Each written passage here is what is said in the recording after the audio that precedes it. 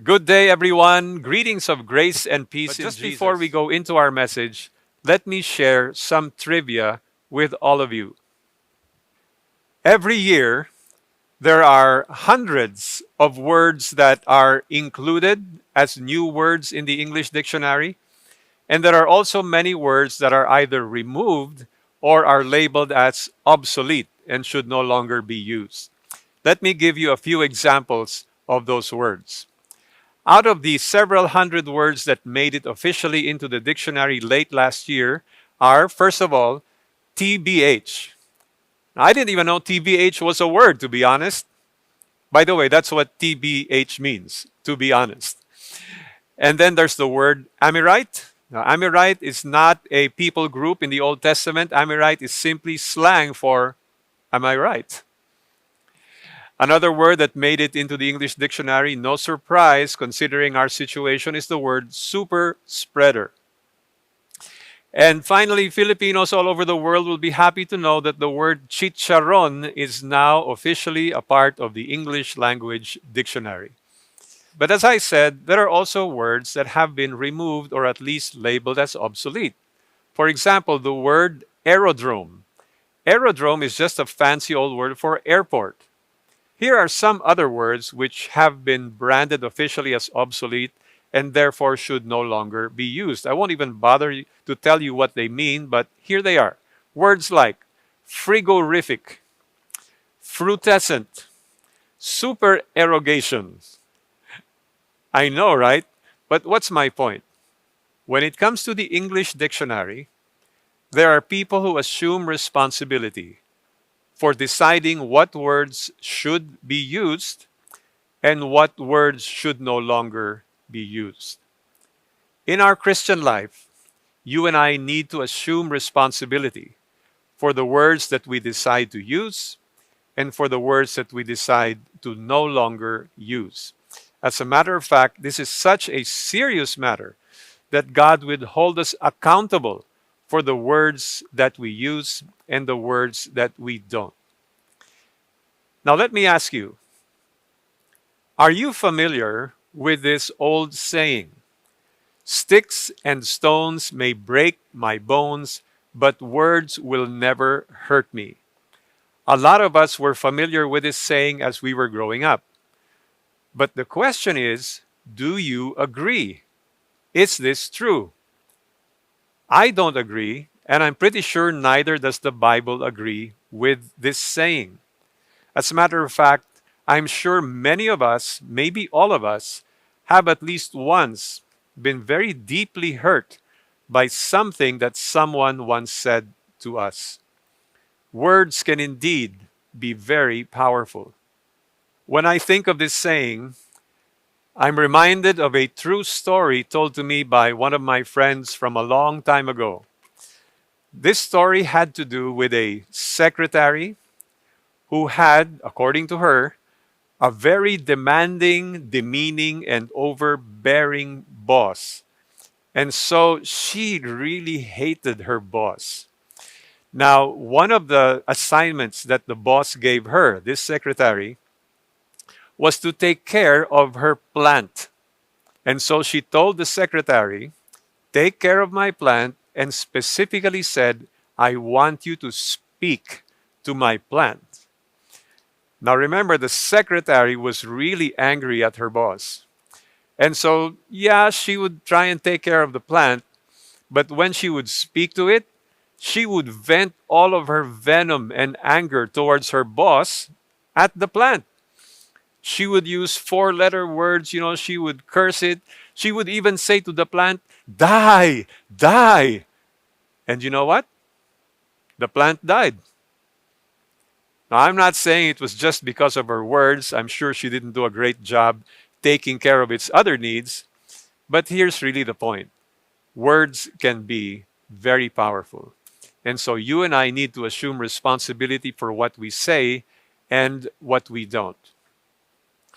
The Bible says in Proverbs chapter 18, verse 21, death and life are in the power of the tongue, and those who love it will eat its fruit.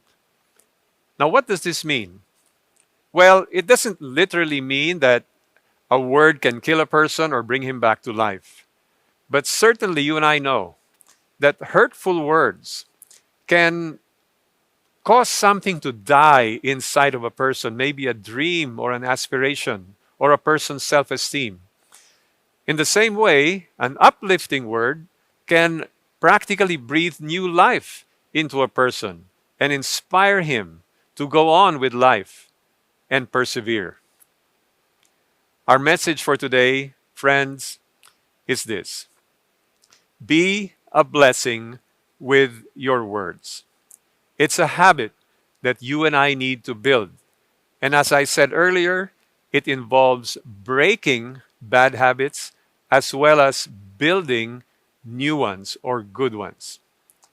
And this is applicable whether it's in our spoken word, whether it's in our written communication, and oh, most certainly on social media, especially when there are such heated online conversations about politics. And again, back to our message, be a blessing with your words. Even if you use sign language, the principle is the same. Now, the Bible has some very strong warnings about how we should use our tongue or our words. Let me begin with this verse. James chapter 1 verse 26. If anyone thinks himself to be religious and yet does not bridle his tongue but deceives his own heart, this man's religion is worthless. Very strong statement. It's referring to people who are really more concerned about their outward religiosity, their compliance with tradition.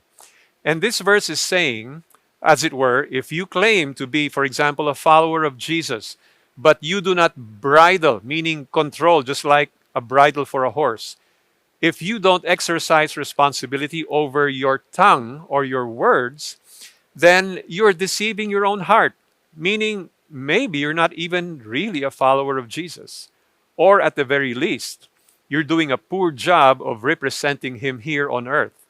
And the conclusion is, this man's religion is worthless.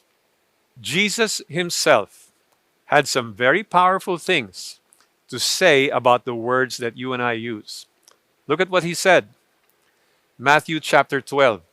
Either make the tree good and its fruit good, or make the tree bad and its fruit bad. For the tree is known by its fruit. In this case, our words. You brood of vipers, how can you, being evil, speak what is good? For the mouth speaks out of that which fills the heart.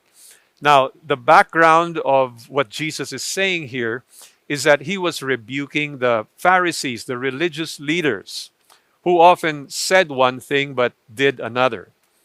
But actually, what Jesus is saying applies to you and me today. Especially this last thing that he said. This is the principle I want us to take away. For the mouth speaks out of that which fills the heart. What does that mean to you and me today, and why is it important? I'm sure that many of us know what an oximeter is, right? In this pandemic, almost everyone has had to use an oximeter for himself or for somebody they know.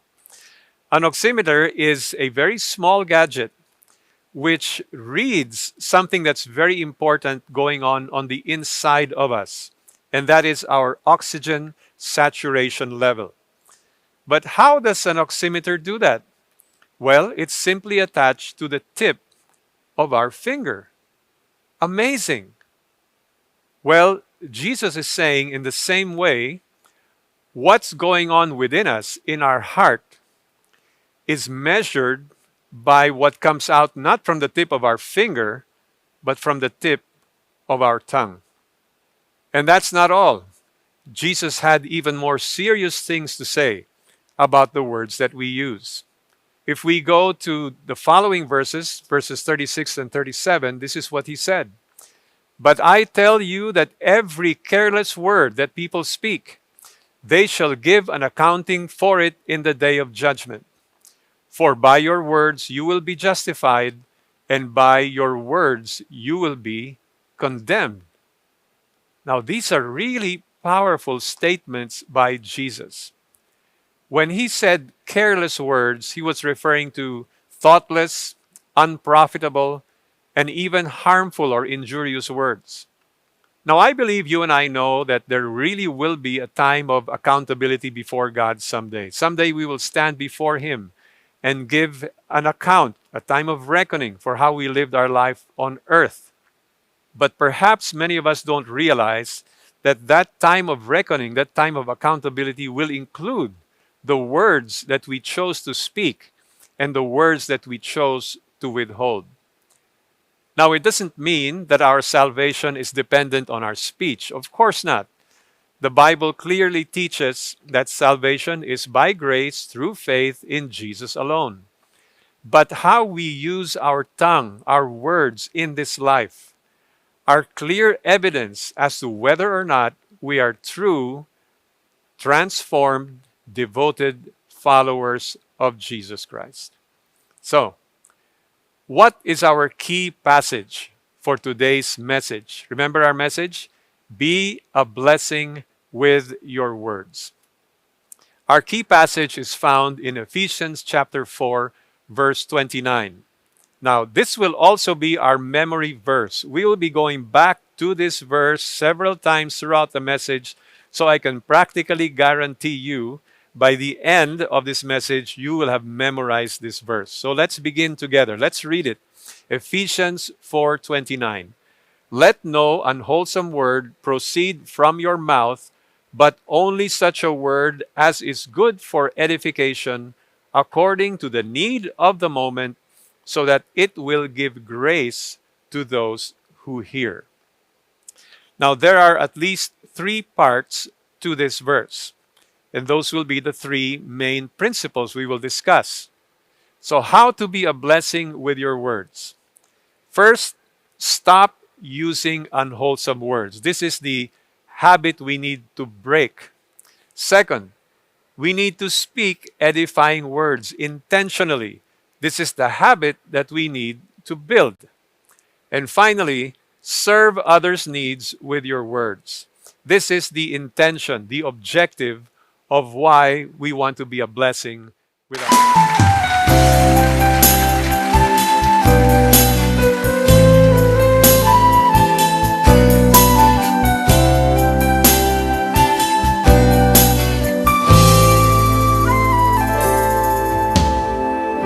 Kung mayroon lamang akong sanlibong buhay, hindi pagkakait lahat sa'yo'y ibibigay.